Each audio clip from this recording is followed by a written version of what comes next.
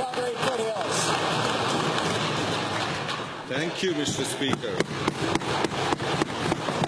Like farmers, Calgarians are very concerned with the direction this NDP government is taking with the economy. Last month, Statistics Canada found that Alberta lost 11,600 jobs, many of these in Calgary. And now this government is making it worse for Calgarians with a new carbon tax, a tax on everything and everyone. To the Minister, why is your government doing nothing to help Calgarians who have lost their jobs, but instead doing your best to make things... Thank you, Honourable Member.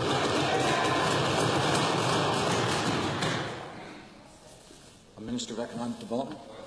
Thank you very much, Mr. Speaker. I'll thank the member for his question. Quite frankly, our government is doing a number of things. And we are doing our job.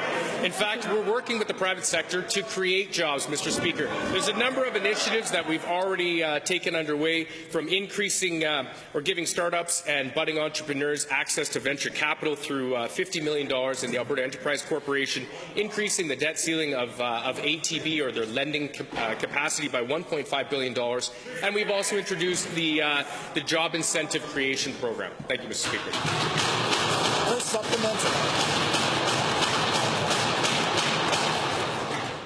Employment insurance claims are up almost 100% in Calgary. This is shocking.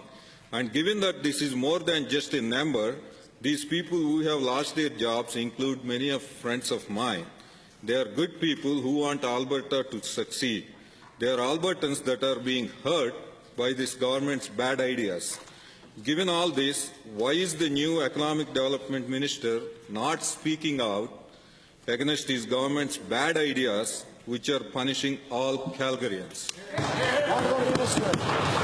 Thank you, Mr. Speaker. I want to say, first of all, when any layoff is announced, we're not talking about a number, we're talking about people, and we're talking about Alberta families. Our government takes this very seriously, which is exactly why about 6 weeks ago, Mr. Speaker, the Premier created this Ministry of Economic Development and Trade to do just that, to focus on economic diversification, looking at ways to develop our economy further, looking at ways to build more value added within our growing sectors, and also looking for new markets to access as far as exports and bringing investment dollars back to Alberta. Thank you, Honourable Minister. Not helping Calgarians. Let me try again. Given that this NDP government is not helping Calgarians in a time of economic need, and given that it is the time they stop hurting Calgarians with their risky economic policies, Minister, it's clear that this government is hurting the economy and not developing it. So I ask the Minister, when will your government encourage the economic development rather than work to kill our jobs-creating industries like the energy sector?